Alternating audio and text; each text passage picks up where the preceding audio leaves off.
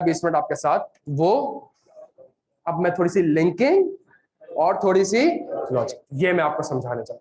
अगर आपको ये लिंकिंग और लॉजिक समझ आ गई, मैं आपसे गारंटी के साथ कहता हूं कि आप स्टैंडर्ड तक कयामत इसको याद रखेंगे, तक कयामत इसको याद, अगर उसकी लिंकिंग और लॉजिक समझ आ गई, ये स्टैंड आपको तक कयामत याद रहेगा। अगर आप उसको याद भी कर रहे होंगे तो आपको पता होगा कि मैं याद कर क्या रहा हूं।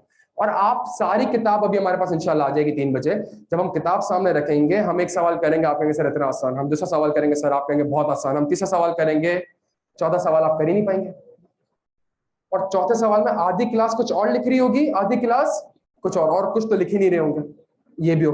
पांचवें सवाल में थोड़ा सा और मुश्किल हो जाएगा, छठे सवाल में ओपन बुक पॉलिसी है, फाइनल का सवाल कर रहे होंगे, आपके सामने किताब होगी, आंसर्स आपके सामने होंगे, आपके नहीं समझ आ रहा होगा कि तो वो जब हम ड्राफ्टिंग करेंगे तो हमारी चीजें इंशाल्लाह और क्लियर होंगी। ये कंप्लीट एक पैकेज है। अब मेरी बात सुनिए और बड़े गौर से सुनिए,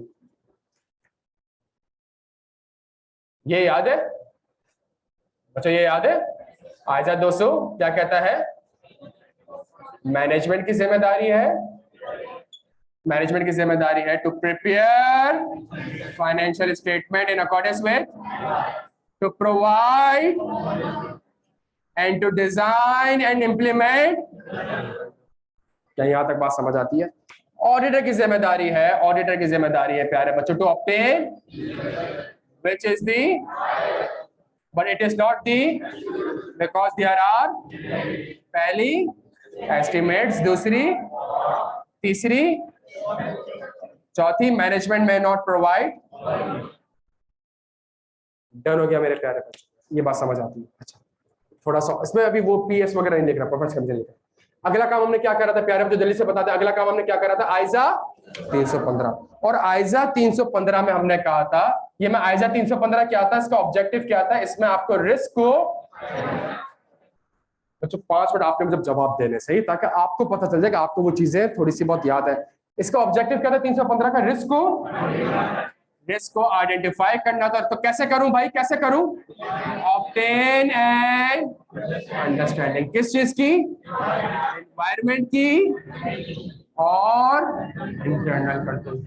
ये जो मैं अंडरस्टैंडिंग ऑब्टेन करूंगा तो मुझे कुछ हाथ पांव मारना पड़े, क्या हो गया वो? रिस्क असेसमेंट, जो मेरे पास इंक्वायरी है, ऑब्जर्वेशन है और इंस्पेक्शन।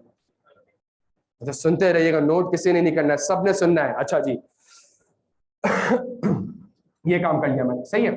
जब मैंने अंडरस्टैंडिंग ऑब्टेन करी तो मेरे पास या तो मैं रिस्क को लिंक करूंगा प्यारे बच्चों, कौन से लेवल से? एफएस लेवल से या फिर एसर्शन लेवल से। और जब मैंने रिस्क को लिंक कर दिया तो यहां पे रिस्क आइडेंटिफाई हो चुका है। अगला काम क्या होगा मेरे प्यारे बच्चों? उसकी असेसमेंट, या तो नॉर्मल रिस्क होगा या फिर सिग्निफिकेंट रिस्क होगा। और सिग्निफिकेंट इसका पहला क्राइटेरिया क्या था प्यारे बच्चों, जल्दी से बता दे? एस्टिमेट। दूसरा क्राइटेरिया क्या था?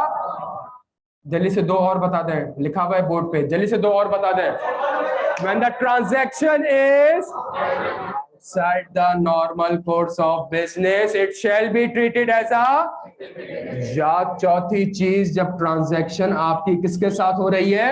रिलेटेड पार्टी के साथ हो रही है, तो it shall be treated as a significant. दो वर्ड उस वक्त इसलिए नहीं बताए थे बिकॉज आरपी का वर्ड आपको नहीं पता था, आज आरपी का वर्ड पता चल गया, रिस्क सारे लिख दिए, तो अब ये वाली डायग्राम भी कंप्लीट करने जा रहा हूं आपके पास। डन हो गया प्यारे बच्चों? अच्छा, और इसके अंदर एक और चीज भी आती है, फिफ्थ यहां पे लिख देता हूं, कॉम्प्लेक्स ट्रांजैक्शन, अनयूजुअल ट्रांजैक्शन। ये एक ही बात है, outside the normal course of business complex. Silk bank की transaction outside the normal course of business थी तो, और कॉम्प्लेक्स भी थी, पैसा भी दे रहे हो, फिर वही पैसा वापस आ रहा है, फिर लोन दे रहे हो, सही है। अच्छा, और फिर मैं आगे जाता हूं, कहां आगे जाता हूं? आइजा 500 में, और आइजा 500 में मेरी जिम्मेदारी है sufficient, appropriate, audit, evidence. Sufficient deals with the, appropriate deals with the quality, और क्वालिटी में मेरे पास रेलिवेंट एंड, रेलिवेंट कहता था assertion under consideration and directional of, और रिलायबल मेरे पास कहता था third party, directly, return form, original. क्या यहां तक बात समझ आती है प्यारे बच्चों? जब मैं परफॉर्मेंस फेज में हूं या इवन इसके आगे जाके जब मैं कहां पर हूं, आइजा 705 में हूं, इसके बाद मुझे कोई न्यू इंफॉर्मेशन मिल सकती है, तो स्टैंडर्ड आपसे कहता था कि आपने अपने रिवीजन ऑफ रिस्क असेसमेंट, मतलब कि आपने अपने रिस्क को भी क्या करना है, और सिर्फ रिस्क रिवाइज करके बैठ नहीं जाना है, उसके अगेंस्ट ऑडिट प्रोसीजर्स परफॉर्म करने के। यहां तक बात समझ आती है मेरे प्यारे बच्चों? अच्छा जी, ऑडिट एविडेंस मेरे पास इंस्पेक्शन था, मेरे पास इंक्वायरी था, मेरे पास ऑब्जर्वेशन था, मेरे पास एक्सटर्नल कंफर्मेशन। क्या यहां तक बात समझ आती है? यहां तक बात समझ आती है? दोस्त सुन ले थोड़ा सा। फिर मैंने कहा आइजा 705 डील्स विद मॉडिफाइड ओपिनियन, या तो मिस स्टेटमेंट होगी या स्कोप लिमिटेशन होगी। अगर मिस स्टेटमेंट है, मटेरियल है तो क्वालिफाइड मटेरियल प्लस परवेजिव है तो, स्कोप लिमिटेशन है, मटेरियल है तो क्वालिफाइड मटेरियल प्लस परवेजिव है तो। डिस्क्लेमर, दोनों में जमीन आसमान का फर्क है, दोनों में फर्क है, पता है हम सबको ये सारी बातें। अच्छा जी, आइजा 200 में मैंने रीजनेबल एश्योरेंस किस चीज की लेनी है कि क्या फाइनेंशियल स्टेटमेंट आईएफआरएस के हिसाब से बने कि नहीं बने। बच्चों क्लियर है? 315 व्हाट इज ऑडिट रिस्क, जल्दी से बता दो what is audit risk. FS may not be equal to IFRS, ऐसा ही है। आइजा 500 में मैंने सफिशिएंट एप्रोप्रिएट ऑडिट एविडेंस लेना है कि क्या फाइनेंशियल स्टेटमेंट आईएफआरएस के हिसाब से, अगर तो व्हाट इज मिस स्टेटमेंट और स्कोप लिमिटेशन। मुझे नहीं पता कि एफएस आईएफआरएस के हिसाब से बने हैं या नहीं बने। क्या यहां तक बात समझ आती है? इंटरनल कंट्रोल की जब मैं अंडरस्टैंडिंग लेता था तो मेरे पास कुछ कंट्रोल्स मौजूद थे, एक था ऑथराइजेशन एंड अप्रूवल, दूसरा सेग्रीगेशन। ये दो वर्ड्स याद है मेरे प्यारे बच्चों को? क्लियर है हम सारा यहाँ पे? प्यारे बच्चों ये सारा पढ़ा हुआ है हमने। आप इसको और इसको गौर से देखें, एग्जैक्टली यही चीजें वहां पे लिखी हुई।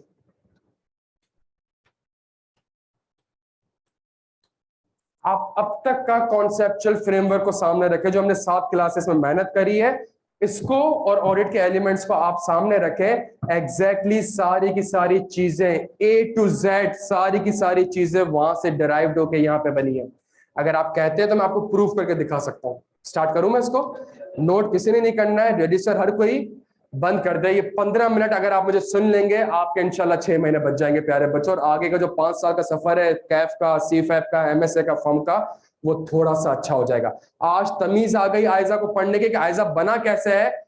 यार बगैर लॉजिक के इस दुनिया में एक अल्फाज भी ड्रॉप नहीं हुआ है प्यारे बच्चों, समझ लीजिएगा मेरी बात। अच्छा,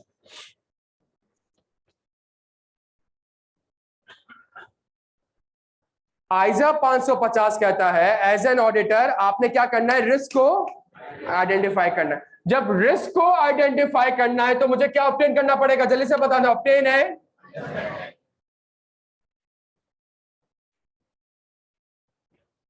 ऑब्टेन है अंडरस्टैंड, लेकिन यहां अंडरस्टैंडिंग किस चीज की लूं, किसके ऊपर रिस्क आइडेंटिफाई करना है, तो किस चीज की अंडरस्टैंडिंग लूं, रिलेटेड पार्टी रिलेशनशिप अंडरस्टैंडिंग लेनी है तो हाथ पांव चलाने पड़ेंगे। जब हाथ पांव चलाने पड़ेंगे तो मुझे कोई प्रोसीजर परफॉर्म करने पड़ेंगे। वो प्रोसीजर क्या कहलाएंगे, वो प्रोसीजर क्या कहलाएंगे, रिस्क असेसमेंट प्रोसीजर्स। किधर है मुझे थोड़ा सा बताते रहिएगा, कहां पे है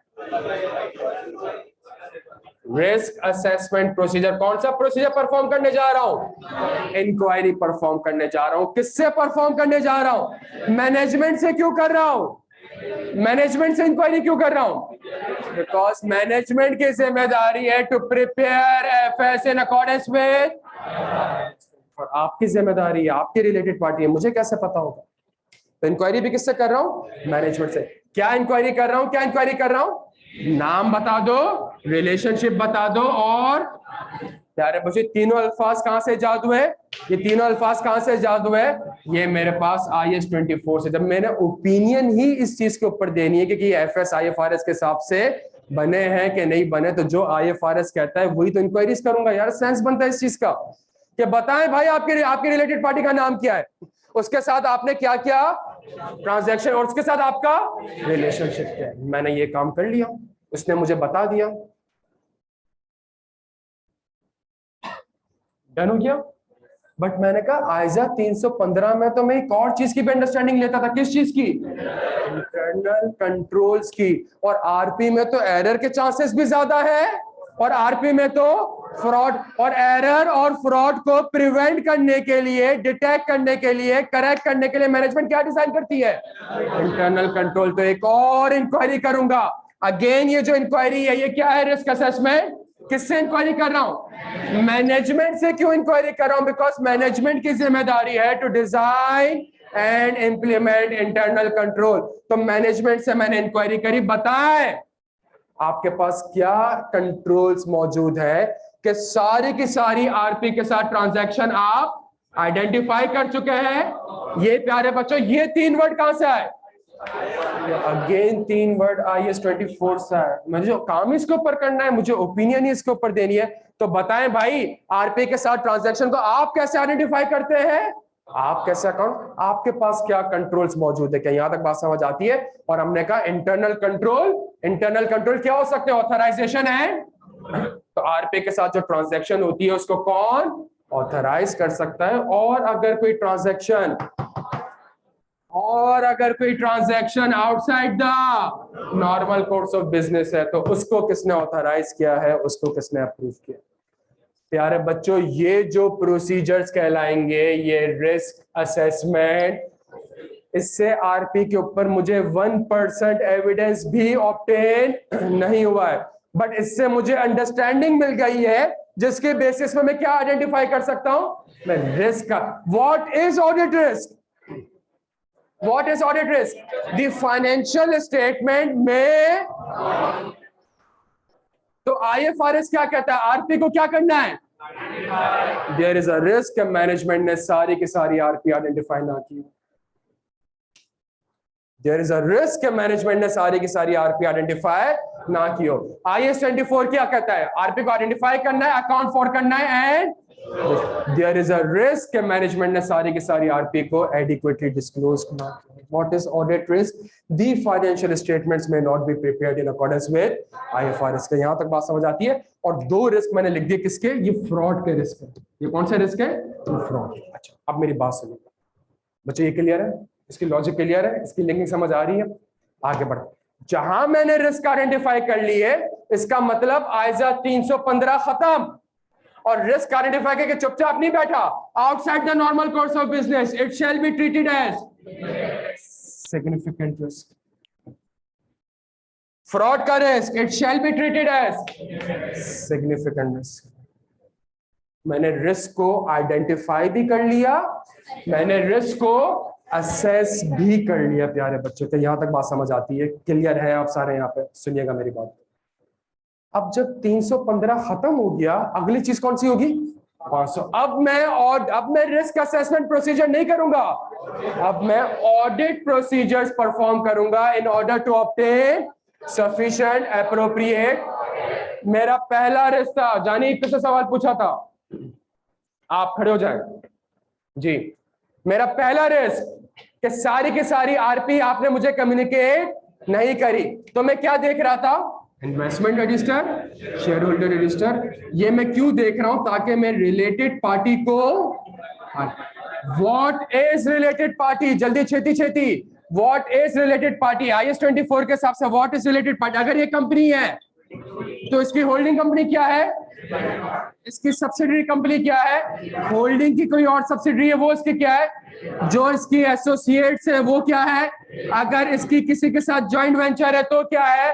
अगर कोई डायरेक्टर है इस कंपनी में, की मैनेजमेंट पर्सनल, वो क्या है? प्यारे बच्चों मेरी बात समझने की कोशिश करिएगा। ये कौन है? ये कौन है? ये होल्डिंग कंपनी है। ये होल्डिंग कंपनी क्यों है? होल्डिंग कंपनी क्यों है? इसने आपकी कंपनी के शेयर्स एक्वायर किए हुए। तो जब तक आप शेयर होल्डर रजिस्टर नहीं देखेंगे आपको कैसे पता चलेगा आपकी कंपनी में किस किसने शेयर्स खरीदे? आप कैसे इस होल्डिंग कंपनी को और इस एसोसिएट को आइडेंटिफाई करेंगे? आप तभी आइडेंटिफाई कर सकेंगे जब आप, प्यारे बच्चों ये कौन है इस कंपनी की? सब, ये क्यों सब्सिडरी है? बिकॉज मैंने इसके शेयर्स में इन्वेस्टमेंट के, जब तक आप इन्वेस्टमेंट रजिस्टर नहीं देखेंगे आपको कैसे पता चलेगा कि आपने कंपनी ने कहां कहां पे इन्वेस्टमेंट करी है? ये कौन लोग हैं प्यारे बच्चों? ये कौन लोग थे? की मैनेजमेंट पर्सन। ये इसमें कौन था? डायरेक्टर। जब तक आप डायरेक्टर के मिनट्स ऑफ द मीटिंग नहीं देखेंगे या इस डायरेक्टर का कॉन्फ्लिक्टिंग स्टेटमेंट नहीं देखेंगे, आप कैसे आइडेंटिफाई करेंगे कि इस कंपनी में डायरेक्टर रिलेटेड पार्टी है या नहीं, या इसके साथ कोई ट्रांजैक्शन? आपने लॉ में एक चीज पढ़ी होगी, अगर डायरेक्टर के साथ ट्रांजैक्शन करने जा रहे हो तो वो डायरेक्टर मीटिंग का पार्ट नहीं होगा, तो वो एक कॉन्फ्लिक्ट ऑफ स्टेटमेंट जमा कराता है कि मेरा कॉन्फ्लिक्ट आ रहा है, देयरफॉर आप मुझे इजाजत दें कि मैं इस एजेंडा का पार्ट नहीं बन सकता, तो वो मिनट्स ऑफ द मीटिंग में डॉक्यूमेंट होता है। डायरेक्टर, अगर आरपी के साथ कोई ट्रांजैक्शन होती है उनको कौन ऑथराइज करेगा? Board of. तो जब तक मिनट्स ऑफ द मीटिंग नहीं देखेंगे पता ही नहीं चलेगा बोर्ड ने कौन कौन से ट्रांजैक्शन को ऑथराइज किया है। और जब आपने देखा बोर्ड ने तो कंपनी डी के साथ भी ट्रांजैक्शन को ऑथराइज किया है, कंपनी डी तो आ ही नहीं रही यहाँ पे। This procedures will help the auditor to identify the related party. और आखिरी में क्या वर्ड यूज हो रहा है प्यारे बच्चों? इनवॉइसेस और कंफर्मेशन। आपने कंपनी ए को कंफर्मेशन, कंपनी बी को कंफर्मेशन भेजी, कंपनी बी ने कहा मुझे ये भी रिसीवेबल है, मुझे ये भी रिसीवेबल है, मुझे ये भी रिसीवेबल है। आप एक नई ट्रांजैक्शन को आइडेंटिफाई, आपने एक इनवॉइस देखी कंपनी बी के साथ आ रही है और वो सेल्स की नहीं है, वो लोन की है, तो आप कहोगे मैंने एक न्यू ट्रांजैक्शन आरपी के साथ आइडेंटिफाई कर दी।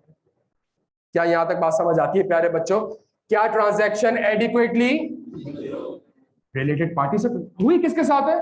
रिलेटेड पार्टी से कंफर्म, बीच में कोई ना कोई उससे कंफर्म करो। और उसके ऑडिटेड, सिल्क बैंक में हमने यही करा, हमने आरिफ हबीब से भी कंफर्म किया, बीच में एक ब्रोकर इन्वॉल्व था उससे भी, और आरिफ हबीब के ऑडिटेड फाइनेंशियल स्टेटमेंट देखे कि वहां पे ट्रांजैक्शन को उसने वाकई में इन्वेस्टमेंट 500 मिलियन पे रिकॉर्ड किया हुआ और 350 का लॉस लिया हुआ है कि नहीं किया। समझ आ रही है प्यारे बच्चों बात? तीसरी चीज, आउटसाइड द, ये इसके प्रोसीजर सबसे मुनफरिद होंगे। यहां पे आपका सबसे बड़ा रिस्क क्या है कि ट्रांजैक्शन हुई क्यों है? ये जब आपका बिजनेस ही नहीं है तो ये ट्रांजैक्शन, तो आपको क्या पहला प्रोसीजर क्या परफॉर्म करना पड़ेगा? भाई एग्रीमेंट दिखाओ, मुझे बताओ, ताकि मुझे पता चल सके मैं क्या इवेल्युएट कर सकूं इसके बिजनेस रैशनल को। क्योंकि आपका बिजनेस नहीं है तो ट्रांजैक्शन करिए, तो इसका बिजनेस रैशनल क्या है? जो मैनेजमेंट आपसे कहेगी और जो एग्रीमेंट में लिखा हुआ है क्या वो आपस में कंसिस्टेंट है? और जो एग्रीमेंट में लिखा हुआ है क्या उसी को डिस्क्लोज किया है? और चूंकि ये outside the normal course of business है तो इसको ऑथराइज, फ्रॉड नहीं पड़ा। 3 प्रोसीजर है, रीडिंग करा सकता हूँ, नहीं करवाऊंगा मैं, वहां पे उसकी भी रीडिंग करवा सकता था 315 में, नहीं करवाई। जब तक चीजें आपस में लिंक नहीं होगी, एक बेस नहीं होगी, मैं आपको रीडिंग नहीं कराऊंगा ना लिखूंगा। क्या यहां तक बात समझ आ रही है? अच्छा, जहां मैंने ये काम करे इसके आगे बात नहीं बढ़ती, इसके आगे बात नहीं बढ़ रही, इसके आगे बात बढ़ रही है। क्या बात बढ़ रही है? कि आप एक न्यू रिलेटेड पार्टी आइडेंटिफाई। मैं आपके सामने एक चीज रखता हूं, ये प्रोसीजर किस चीज के थे? जल्दी बताएं, ये प्रोसीजर किस चीज के हैं? तो जब आप ये प्रोसीजर परफॉर्म करेंगे तो 2 चीजें निकलेंगी, जल्दी बता दें। या तो एडिक्वेटली डिस्क्लोज्ड क्या है, या एडिक्वेटली डिस्क्लोज्ड। भाई 2 बातें निकलेंगी, या तो डिस्क्लोज किया है, जब काम ही ये कर रहा हूं कि एडिक्वेटली डिस्क्लोज है तो या तो एडिक्वेटली डिस्क्लोज किया होगा, या अगर तो एडिक्वेटली डिस्क्लोज किया हुआ है तो फाइनेंशियल स्टेटमेंट आईएफआरएस के हिसाब से बने। जब बने हैं तो आइजा 700 के हिसाब से आप जल्दी जल्दी जल्दी मॉडिफाइड ओपिनियन दे देंगे। और अगर एडिक्वेटली डिस्क्लोज नहीं किया तो आईएस 24 कहता है डिस्क्लोज होना चाहिए। एफएस में डिस्क्लोजर क्या फाइनेंशियल स्टेटमेंट आईएफआरएस के हिसाब से है? प्यारे बच्चों ये क्या तस्वीर किया जाएगा? ये मिस स्टेटमेंट तस्वीर किया जाएगा आइजा 705 के हिसाब से। अगर मटेरियल है तो मटेरियल प्लस परवेसिव है तो just be common sense, just be common sense. मैं आपको यूं पढ़ाने जाऊंगा, मैं प्रोजेक्टर पे लगा के या पहले से सब कुछ लिख के रीड करवा के उर्दू में ट्रांसलेट, आपको कभी स्ट्रक्चर ही समझ में नहीं आएगा कि चल क्या रहा है यार इस स्टैंडर्ड में, कौन सा वर्ड कहां से उठ कर आ रहा है। खुदा का वास्ता है प्यारे बच्चों, मैं आपको मैं कसम खा के कहता हूं, मैं आधे घंटे में आयजा पढ़ा सकता हूं। मेरे लिए क्या यार, मैं इतने सालों से पढ़ा रहा हूँ, पढ़ाना तो छोड़े, मैं इतने सालों से प्रैक्टिस कर रहा हूँ उसको। मैं एक पावर पॉइंट पे प्रेजेंटेशन बना के आ जाऊं, किताब मेरे पास पड़ी है वो सामने खोल दूं, रीडिंग कराऊं, हाईलाइट कराऊं, 1 घंटे में खत्म। आपके कभी समझ में ही नहीं आएगा कि टॉपिक है क्या, ये टॉपिक आया क्यों है, ये टॉपिक कहां से लिंक्ड हो रहा है। ये समझ आते हैं प्रोसीजर्स क्या रहे हो? जहां ये प्रोसीजर्स आपने परफॉर्म किए, जहां ये आपने एक न्यू रिलेटेड पार्टी आइडेंटिफाई कर ली जो कि मैनेजमेंट ने आपको कम्युनिकेट नहीं करी। प्यारे बच्चों, सबसे पहला काम, आप किसको कम्युनिकेट करेंगे? आप सुनिएगा मेरी बात को। आप यहां खड़े हुए, आयजा आपसे कह क्या रहा है कि बेटा यहां पे आ जाओ। ये समझिएगा मेरी बात को। आप यहां पे खड़े हुए, आप परफॉर्मेंस कर चुके हैं, आप परफॉर्मेंस कर चुके हैं। आयजा कहता है बेटा भाड़ में क्या परफॉर्मेंस, तुमने एक न्यू रिलेटेड पार्टी आइडेंटिफाई करी जो कि मैनेजमेंट ने तुम्हें कम्युनिकेट, फौरन से उसका नाम एंगेजमेंट टीम को बताओ, बिकॉज तुमने तो उसको एंगेजमेंट टीम को नहीं बताया था। फौरन से किसके पास जाओ? मैनेजमेंट से रिक्वेस्ट करो कि सारी की सारी ट्रांजैक्शन, मैनेजमेंट से रिक्वेस्ट करें कि इसके साथ सारी की सारी ट्रांजैक्शन मुझे कम्युनिकेट करें। मैनेजमेंट से इंक्वायर करें कि आपके इंटरनल कंट्रोल इतने इनफेक्टिव क्यों थे कि इस रिलेटेड पार्टी को आइडेंटिफाई नहीं कर सके। आपको परफॉर्मेंस फेज में एक न्यू इंफॉर्मेशन मिली है। जल्दी जल्दी अपने रिस्क असेसमेंट को क्या करना पड़ेगा प्यारे बच्चों? अपने रिस्क असेसमेंट को रिवाइज करना पड़ेगा।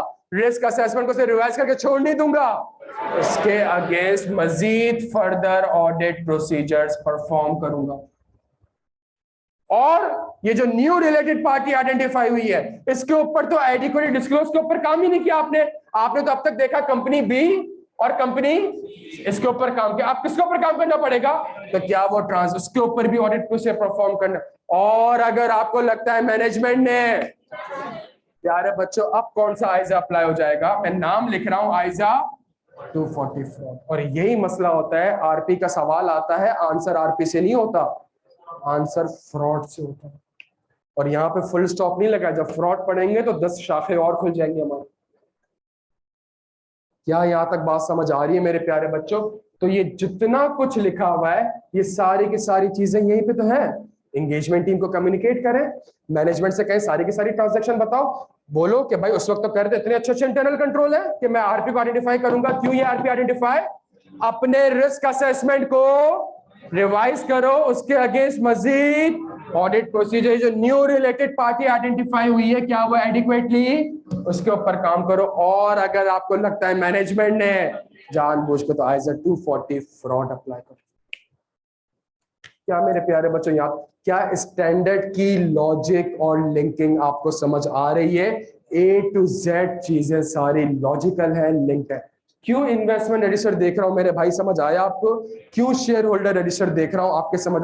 आपको जब लॉजिक पता होगी, आपको जिंदगी भर याद रहेगा प्यारे बच्चों, आपको जिंदगी भर याद रहेगा। क्या यहां तक बात समझ आ रही है? तो इसमें जितना कुछ लिखा है सब याद करना है। याद करना सेकेंडरी है, पहली चीज क्या है? समझ तो आए कि है क्या।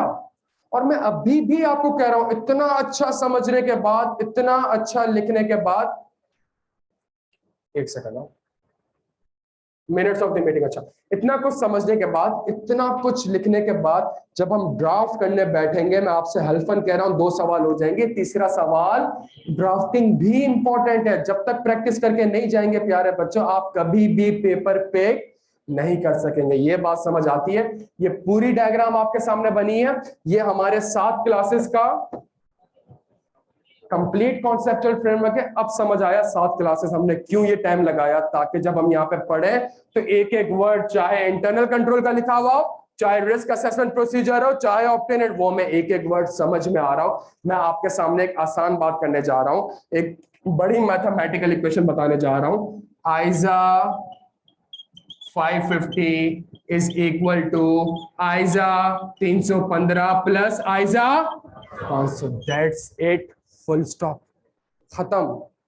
आरपी का standard is equal to risk identify कर लो, रिस्क असेस कर लो, और उसके अगेंस्ट ऑडिट प्रोसीजर्स परफॉर्म कर लो, फुल स्टॉप। आगे लिखना है आइजा 705 भी लिख सकते हो कि अगर एडिक्वेटली डिस्क्लोज नहीं हुआ तो आप क्या करेंगे, तो मॉडिफाइड करोगे। मैनेजमेंट आरपी के ऊपर डेटा नहीं दे रही तब क्या करोगे, प्रोसीजर ही परफॉर्म नहीं कर पा रहे तो आप क्या करोगे। Simple mathematical equation, ISA 550 is equal to ISA 315 plus आइजा। और मैं आपको यही चीज समझाने की कोशिश, तो आज जो एक बड़ी क्लास रखी है उसका पर्पस ये था कि हमें एक क्लास में समझ में आ जाए कि आगे जो हम आइजा पढ़ने जा रहे हैं वो अगर आप क्लास मिस करेंगे प्यारे बच्चों, आप अपना बहुत बड़ा नुकसान करेंगे, बिकॉज चीजें आपस में लिंक्ड है मेरे प्यारे बच्चों। खुदा का वास्ता समझने की कोशिश करिएगा। ये अकाउंटिंग नहीं है कि अगर आपने IFRS 15 रेवेन्यू मिस कर दिया तो IFRS 16 नहीं समझ सकते, या IFRS 16 मिस कर दिया तो डेफर्ड टैक्स नहीं समझ सकते। ये खुदा का वास्ता है, समझने की कोशिश करिएगा। ये ऑडिट है प्यारे बच्चों, इसमें एक चीज भी आपकी मिस हो गई, आगे जाके कहां पे लिंक्ड हो रहा है, क्या क्या लॉजिक है, वो सब आपसे मिस हो जाएगा प्यारे बच्चों। क्या यहाँ तक बात समझ आ रहा है? तभी आपसे एक स्पेशल रिक्वेस्ट है प्यारे बच्चों, क्लासेस कंसिस्टेंसी के साथ में। अगर आप 2-2.5 घंटे क्लास में अटेंटिव बैठ गए, चीजें समझ में आ गई, मैं आपको गारंटी के साथ कहता हूं आपको तक कयामत चीजें रिटेन रहेगी। और जितना भी आईकैप आपको घुमा ले, ये आसान कर दिया है मैंने आपके लिए। ये समझने की कोशिश करिएगा कि चीजें आसान हो गई, अब समझ आ गया है यार आरपी में ये है और अगर ये आइडेंटिफाई होगा तो वो सारा काम वापस से करना है। ये चीज समझ आ गई आपको, पूरा स्टैंडर्ड आपने ये वो नहीं है कि मैं एक पेज का हैंड आउट दे दूं, मैं कहूं यार समरी मैंने दे दी और मैंने ऑडिट आसान कर दिया। नहीं यार, ये फिजूल की बात है। और एक पेज का हैंड आउट भी है किताब में, वॉल्यूम 2 अगर आप देखेंगे तो एक पोर्टल का एक्सेस कितने लोगों के पास है। मैं आपको चैलेंज करता हूं, ऑडिट सॉफ्टवेयर जाके देखिएगा, ऑडिट वो सॉफ्टवेयर आप जाके देखिएगा, वो सॉफ्टवेयर आपसे बात करेगा। आप आइजा 550 खोलेंगे, रिलेटेड पार्टी, वो पहला सवाल आपसे पूछेगा ऑब्टेन अंडरस्टैंडिंग, आप उस पर क्लिक करेंगे वो आपको बताएगा ऐसे अंडरस्टैंडिंग ऑब्टेन करनी है। फिर वो अगला पूछेगा आपसे कौन कौन से रिस्क, आप रिस्क पे क्लिक करेंगे वो आपको 4 रिस्क बता देगा, उस रिस्क पे क्लिक करेंगे उसके प्रोसीजर्स बता देगा। अगर न्यू रिलेटेड आइडेंटिफाई हो उस पर क्लिक करेंगे। मैंने इतना आसान कर दिया है। लेकिन ये हैंड आउट ये मैटर नहीं करता प्यारे बच्चों। सबसे पहली प्राइमरी चीज क्या मैटर करती है कि मुझे स्टैंडर्ड का स्ट्रक्चर पता है, मुझे लॉजिक पता है, मुझे इसके लिंकिंग अगर पता है, पेपर में जितना मुश्किल वो मुझसे सवाल पूछ ले, मुझे पता होगा कि लिखना क्या। मैं आपको प्रूफ करके दिखाऊंगा, आप हैंड आउट सामने रख लीजिएगा। 1-2 सवाल हम नहीं कर पाएंगे फाइनल के, इवन कैफ का एक सवाल नहीं कर पाएंगे। और मैं आपको यहां तक दिखाऊंगा सीफैप का सवाल कैफ से मैच हो रहा है। एक सीफैप में अगर 2017-2018 में जो सवाल आया है वो कैफ में 2021 में पूछ रहा है। ये भी हम आज की क्लासेस को प्रूफ करेंगे। क्या यहां तक बात समझ आती है? मेरी एक छोटी सी रिक्वेस्ट है प्यारे बच्चों, 3 में 10 का मैं 3:15 बजे हम वापस, मैं 25 मिनट का ब्रेक दे रहा हूं सुकून से, सही है? आप नमाज पढ़े, लंच करें, 3 बजे किताब आ जाएगी। थोड़ा सा आप कोशिश करेंगे सारे के सारे एक साथ ना आ जाए ताकि आप लोगों का टाइम से आया हो। 3 बजे इंशाल्लाह किताब आ जाएगी, किताब ले लीजिएगा। अगला काम हमारा क्या है, किताब से हमने इसी स्टैंडर्ड को रीड करना है। आधा घंटा रीड करेंगे सुकून से और उसके बाद हम किसके ऊपर आ जाएंगे, और हमने 90% पढ़ा है, हमने 100% नहीं पढ़ा। फिर हमारा अगली क्लास का आज जो पढ़ा उसी की आज ड्राफ्टिंग कंप्लीट करनी है। डन हो गया प्यारे बच्चे, थैंक यू सो मच।